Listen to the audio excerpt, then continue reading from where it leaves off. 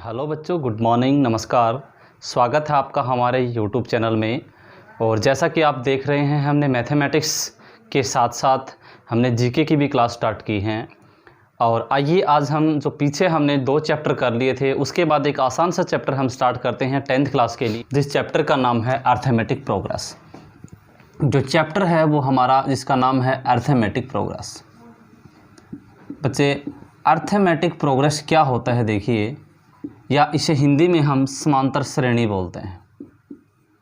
क्या बोलते हैं? समांतर श्रेणी, या इसे हम श्रेणी भी बोल देते हैं।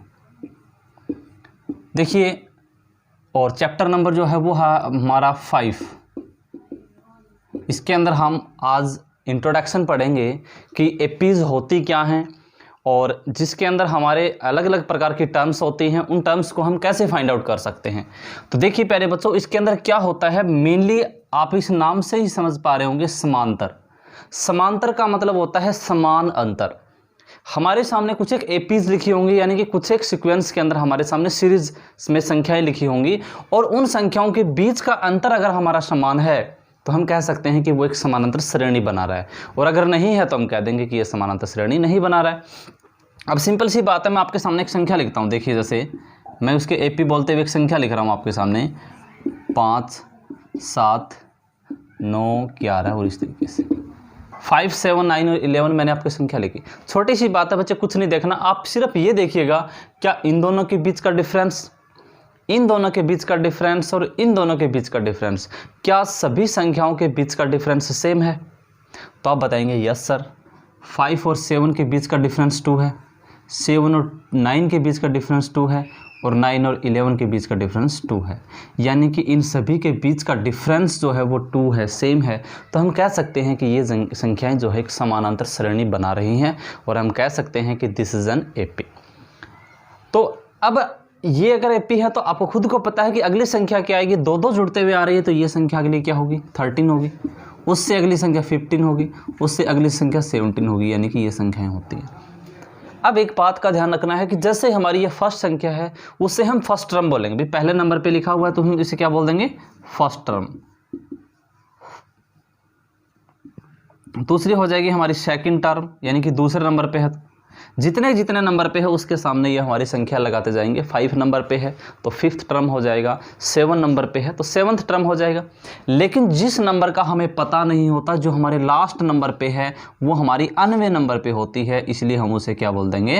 अनथ टर्म बोल देंगे, या अनवा पद हम उसे बोल देंगे। यानी कि अनवा का मतलब, भाई अनथ का मतलब होता है 7 हो तो 7th टर्म हो जाएगी, अगर 100 है तो 100th टर्म हो जाएगी, अगर हमारी 150 है तो 150th टर्म हो जाएगी, या 22 है तो 22th टर्म हो जाएगी। इस तरीके से हम हर एक नंबर को हम फाइंड आउट बता सकते हैं कि कौन से नंबर का है। अब सबसे पहले आपको इसके अंदर तरीका क्या है कि ये एपी है तो क्यों है, और अगर है तो इसका अगली टर्म क्या आएगी और क्यों है, मतलब कुछ एक चीज़ें होती हैं। तो सबसे पहले देखो, एक चीज़ इसके अंदर होती है हमारे टर्म को जिस डिनोट करना। जैसे फर्स्ट टर्म होता है उसे हम A1 बोलते हैं, सेकंड टर्म होता है उसे A2 बोलते हैं, थर्ड टर्म होता है उसे A3 बोलते हैं, और जो अगला यानी कि नेक्स्ट जो टर्म होती है उसे A4, A5, A6 बोल देते हैं। लेकिन जो लास्ट टर्म होती है बच्चे, उसे ध्यान रखना है, उसे हम AN से डिनोट करते हैं। यानी कि AN का मतलब होती है लास्ट टर्म, आखिरी वहाँ पद जो होता है उसे हम क्या बोलते हैं? अनवा पद बोलते हैं, यानी कि अनथ टर्म हो जाएगी। ठीक है, अब इसको फाइंड आउट भी किया जाता है कि हमें थर्ड टर्म फाइंड आउट करनी हो, फोर्थ टर्म फाइंड आउट करनी हो, या अनथ टर्म फाइंड आउट करनी हो, तो हम किस तरीके से फाइंड आउट करेंगे। तो सबसे पहले तो ये चीज़ें आपको देखनी है। उससे पहले मैं बताऊंगा कि 2 संख्याओं के बीच का जो डिफरेंस होता है उसे हम हिंदी में बोलते हैं सार्व अंतर। उसे हिंदी में क्या बोलते हैं बच्चे? सार्व अंतर, या इंग्लिश में हम बोलेंगे तो उसे बोलेंगे कॉमन डिफरेंस। क्या बोल देंगे हम उसे? Common difference. और कॉमन डिफरेंस का निकालने का जो तरीका होता है वो क्या होता है? हमेशा ध्यान रखना है कि दूसरे टर्म में से फर्स्ट टर्म को माइनस करना है, दूसरे पद में से पहले वाले पद को फाइंड आउट माइनस करना है। यानी कि हमें अगर डी निकालना हो, यानी कि डी का मतलब आपको डिफरेंस होता है, तो उसका फॉर्मूला होता है बच्चे A2 - A1। ये ध्यान रखना है, ये आपका एक फॉर्मूला बनता है कि कॉमन डिफरेंस निकालने का, सार्व अंतर निकालने का फॉर्मूला बताइए, तो वो होता है A2 माइनस A1। ये अगर आपको डायरेक्ट सार्व अंतर पूछा जाए तो, अगर आपको पूछा जाए कि क्या ये AP में है, तो बच्चे आपको बार बार इनका डिफरेंस निकालना होगा। यहाँ तक 2-3 संख्याओं तक इनका डिफरेंस निकालें, तरीका मैंने आपको बता दिया है। नेक्स्ट जो टर्म होती है उसमें पिछली संख्या घटा दीजिए, यानी कि अगर 7 में से 5 घटाएंगे तो 2 आएगा, 9 में से 7 घटाएंगे तो 2 आएगा, 11 में से 9 घटाएंगे तो 2 आएगा, यानी कि इनके बीच का डिफरेंस हमारा 2 है। तो हम कह सकते हैं कि दिस इज एन AP, ये एक AP बनाती है। उसके बाद देखिए अगली जो संख्या है हमारी कि नेक्स्ट टर्म निकालनी हो। अब बच्चे खुद बताइए, जैसे ये हमारा कौन सी टर्म है अभी, फर्स्ट टर्म है। जैसे यहाँ पे हमने फार्मूला लिखा हुआ है, किसका फार्मूला लिखा हुआ है बच्चे, ध्यान रखना है, D निकालने का फार्मूला है हमारा A2 माइनस A1। यहाँ से मैं एक चीज़ आपको सिखाऊंगा, जैसे मैंने यहाँ पे D लिख दिया है, माइनस का A1 है हमारा, इस साइड आएगा तो ये प्लस का A1 हो जाएगा और इज इक्वल टू इधर बच जाएगा A2, या हम इसे सही भाषा में ऐसे लिखना चाहें तो A2 is equal to A1 plus में D, हम इसे ऐसे कह सकते हैं। यानी कि अगला जो पद है हमारा, उसमें क्या होता है, जो फर्स्ट पद है उसमें डिफरेंस जोड़ करके नेक्स्ट टर्म आ जाती है। यानी कि हमें A2 निकालना हो, दूसरा पद निकालना हो, तो उससे पीछे वाले पद में डिफरेंस जोड़ दीजिए, यानी कि A1 में हमने D जोड़ दिया है। इसी प्रकार अगर हमें A3 निकालना है तो हमने दूसरे पद में 2 जोड़ दिया, यानी कि 7 में हमने 2 जोड़ दिया, तो हमारा 9 आ गया है। तो इस प्रकार आपका कोई भी पद निकालना हो या A4 निकालना हो तो सिंपल सी बात है कि आप इससे पीछे वाले टर्म होती है A3 और उसमें आप क्या जोड़ दीजिए, D जोड़ दीजिए, यानी कि A4 निकालने का आपका फार्मूला होता है A3 प्लस D। या A6 निकालना हो तो सिंपल सी बात है, A6 का बच्चे क्या फार्मूला होगा, आपको पता है कि इससे पीछे वाला सर होता है A5 और इसमें क्या जोड़ दीजिए, D जोड़ दीजिए, तो A5 प्लस D इसका डिफरेंस मतलब उसमें जोड़ देंगे। एक तो ये फार्मूला होता है। लेकिन अगर आपको A6 निकालना है और आपके पास में 5वां पद है ही नहीं, तो यहाँ पे देखिएगा, जैसे मैं आपको यह बताता हूँ, जैसे मान लीजिए ये आपका A1 है बच्चे, ध्यान रखना है, ये कौन सा टर्म है A1, और ये आपका जो है वो है A5, यानी कि 5वां टर्म। जो मैं बताता जाऊँगा वो ध्यान रखना है। अब एक बात बताइए, जैसे हमें यहाँ तक पहुँचना है 5वें टर्म तक और यहाँ चल रहे हैं हम फर्स्ट टर्म से, तो इसके बीच में हमने कितने डिफरेंस को जोड़ा ताकि यहाँ तक पहुँच गए। देखिए हमने एक D जोड़ी तो हमने सेकंड टर्म पे आ गए, 2D जोड़ी तो हम थर्ड टर्म पे आ गए, यानी कि यहाँ तक पहुँचे तो एक D ये जोड़ी इसमें और एक D ये जोड़ी। फोर्थ टर्म पे आनी है तो हमने एक D और जोड़ी, यानी कि 3D होगी। और अगर हमें 5th नंबर पे पहुँचना है तो इसके बीच की D एक और जोड़नी पड़ेगी, यानी कि एक और। तो हमारे पास जब A1 से हम 5th वाले टर्म पे पहुंचते हैं तो हमारे को फर्स्ट जो टर्म है उसमें 4 D जोड़नी पड़ेंगे, यानी कि हम सिंपल सा कह सकते हैं कि A5 इज इक्वल टू, आप ऐसे बोल सकते हैं कि A प्लस 4D, या ये फार्मूला भी हो सकता है, या हमने A5 इज इक्वल टू ये भी कह सकते हैं कि इससे पीछे वाले में एक ही D जोड़ दो, A4 प्लस में D। मतलब ये हमारा 4th टर्म है, इसमें एक D जोड़ देंगे हम, सिर्फ एक D। और अगर यहाँ से चलोगे तो आपको देखो 1 2 3 4, यानी कि 4D जोड़ने पड़ेंगे।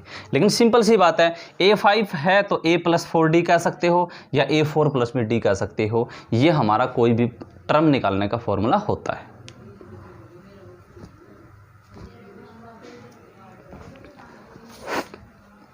तो आगे थोड़ा सा और बढ़ते हैं कि हमारे को अनथ टर्म निकालनी हो या कोई भी टर्म निकालनी हो तो उसका फॉर्मूला क्या होता है। देखिए बच्चों, अगर हमें an निकालना हो, an का मतलब कोई भी टर्म हमें निकालनी हो, an का मतलब होता है अनथ टर्म, तो उसका एक सिंपल सा फॉर्मूला होता है बच्चे, ध्यान रखना, a plus n minus 1 into D. an का मतलब n की वैल्यू कुछ भी हो सकती है, 5वां टर्म हो सकता है, 7वां हो सकता है, 8वां हो सकता है, 10वां हो सकता है, कुछ भी हो सकता है। सिंपल के लिए मैं देना चाहूँ कि n की वैल्यू यहाँ पे 8 ले लेता हूँ, मतलब आपको A8 निकालना है। तो आप कहेंगे सर A8 में तो मैं सिंपल लगा सकता हूँ, A7 प्लस D लगा दूँ, या सर मैं A प्लस में 7D लगा दूँ, फिर इसकी क्या ज़रूरत है। तो बच्चे आपको मैं बताना चाहूँगा, ये जो चीज़ें हैं वो यहीं से निकली हैं, ये वो चीज़ें जो हैं वो यहीं से निकली हैं। कैसे निकली हैं देखिए, an है मतलब हमें A8 निकालना है, तो A8 इज इक्वल टू यहाँ पे A प्लस n की वैल्यू 8 है, तो यानी कि 8 माइनस 1 क्या हो जाएगा 7, तो ये 7D, यानी कि A8 का जो फॉर्मूला है वो आपका हो गया a प्लस 70। तो इस तरीके से आप हर एक चीज़ का फॉर्मूला आप देख सकते हैं। तो यहाँ पे मैंने आपको बताया, एक तो बताया बच्चे आपको d निकालने का यानी कि डिफरेंस निकालने का, जिसका फार्मूला होता है a2 माइनस a1। एक आपको बताया अनथ टर्म निकालने का, जिसका फार्मूला होता है a plus n minus 1 into T. अब देखिए 1 2 3 और 4, आपके पास 4 चीज़ें हैं। 4 चीज़ों में से कोई 3 चीज़ें दे करके आपको एक चीज़ पूछ सकता है। देखिए कैसे, जैसे मान लेते हैं आपको an निकालना है, तो आप यहाँ पे an का मतलब आप निकालना है। a की वैल्यू आपको दे दी मान लीजिए 5, n की वैल्यू दे दी 7, तो 7 माइनस 1, और d की वैल्यू दे दी आपको 2। ऐसे देखिए, तो an का मतलब 5 प्लस 7 माइनस 1 6, और 6 को 2 के साथ 12 मल्टीप्लाई करेंगे तो 12, और an की जो वैल्यू है वो बच्चे आ जाएगी आपके पास 17। कई बार बच्चे क्या करते हैं, जैसे इसकी यहाँ पे इसको सोल्व आउट करके ये इसमें जोड़ देते हैं। ऐसा नहीं करना है, यहाँ पे 7 माइनस 1 6 के 2 के साथ मल्टीप्लाई करनी है और आगे आ जाएगा। तो ये हमारा कोई भी टर्म निकालनी हो उसका फॉर्मूला होता है। तो इसके अंदर आपको कोई भी चीज़, मेरे हिसाब से फर्स्ट जो चैप्टर है आपका, फर्स्ट जो एक्सरसाइज है आपकी 5.1 की, वो इसी के ऊपर आधारित है पूरी की पूरी। उसके बाद 5.2 है, वो भी इसी के ऊपर आधारित है, सिर्फ आपको अनथ टर्म का प्रयोग करना है। बस इसके अंदर एक फॉर्मूला और होता है, हमें सभी नंबर्स का सम फाइंड आउट करना हो तो कैसे करेंगे। तो आइए वो फार्मूला देखते हैं। आपको पूछा जाता है कि जैसे मान लीजिए आपके सामने मैंने AP लिख दी है, AP लिख दिया आपके सामने मैंने, मान लीजिए ऐसे लिख दिया -5 -7 -9 और -11, यहाँ तक लिख दिया है। और आपको बोले कि यहाँ तक फर्स्ट सेकंड थर्ड इसके अनथ टर्म मतलब 7th टर्म तक इसका सम फाइंड आउट करो। तो सम का मतलब होता है इन सभी का जोड़, जिसे हम SN द्वारा लिखते हैं। क्या लिखते हैं बच्चे? SN द्वारा लिखते हैं। तो एक चीज़ तो ध्यान रखनी है आपको, कुछ एक चीज़ें फाइंड आउट करनी है। जैसे A1 का मतलब इसकी फर्स्ट टर्म आपने लिख दी -5, इसकी सेकेंड टर्म यानी कि A2 आपने लिख दी -7। आपको D फाइंड आउट करना है यानी कि कॉमन डिफरेंस, जिसका फॉर्मूला होता है A2 माइनस A1। D हम निकालेंगे तो बच्चे ध्यान रखना है -7 माइनस और यहाँ से -5। D जो है हमारा -7 माइनस +5, यानी कि D की जो वैल्यू है वो हो जाएगी -2। ये चीज़ें आपको ज़रूरत पड़ेंगी, इसलिए मैंने लिख दिया है। अब बात करते हैं हम SN की, जिसका फॉर्मूला देखिए क्या होता है। इसका फॉर्मूला होता है n/2 यानी कि into 2a plus n-1 into T. ये बच्चे ध्यान रखना है, ये SN निकालने का फॉर्मूला होता है कि हमें सभी संख्याओं का सम निकालना हो तो हम किस तरीके से निकालेंगे। एक तो हमारा ये फॉर्मूला होता है, n का मतलब जितनी टर्म है, a का मतलब फर्स्ट टर्म और d का मतलब कॉमन डिफरेंस है। एक तो ये फॉर्मूला होता है, और एक फॉर्मूला ये होता है SN = n/2 into a plus an। इसका मतलब क्या है कि a प्लस an का मतलब अगर आपको फर्स्ट टर्म दे रखी है और लास्ट टर्म दे रखी है, यानी कि आपको अगर S10 पूछे आपसे, तो बच्चे ध्यान रखना है n की वैल्यू आपके पास 10 है, 10/2, और आपको फर्स्ट टर्म दे रखी हो और आपको an मतलब a10 आपको दे रखी हो, यानी कि 10वीं टर्म दे रखी हो, तो आप डायरेक्ट ये फॉर्मूला भी लगा सकते हैं। ठीक है, एक थोड़ा सा और आगे बढ़ते हैं, जो आपसे हमेशा अक्सर एक सवाल है, बहुत इंपॉर्टेंट है, वो आपसे पूछा जाता है। मान लीजिए मैंने आपके सामने लिख दी है एक AP 1 2 3 और 4 5। अब मुझे एक बात बताइए, जैसे बच्चे A1 क्या है यहाँ पे, तो आप बताएंगे सर A1 की वैल्यू 1 है। तो क्या मैं ये कह सकता हूँ कि S1 भी 1 होगा? S1 का मतलब है सम ऑफ n टर्म, यानी कि जितने भी टर्म होते हैं उन सभी का सम। अब A1 और S1 हमेशा इक्वल होती है, यानी कि फर्स्ट टर्म कह दो और चाहे फर्स्ट टर्म का सम कह दो। यानी कि अब एक बात बताइए, पद ही हमारे पास एक है, तो इनका जोड़ करके देखोगे तो बच्चे कितने आएगा? आप बताएंगे सर एक ही आएगा। तो ये दोनों हमेशा इक्वल होती हैं। अब एक चीज़ और बताऊंगा, जैसे यहाँ पे देखिएगा A2 कितना है,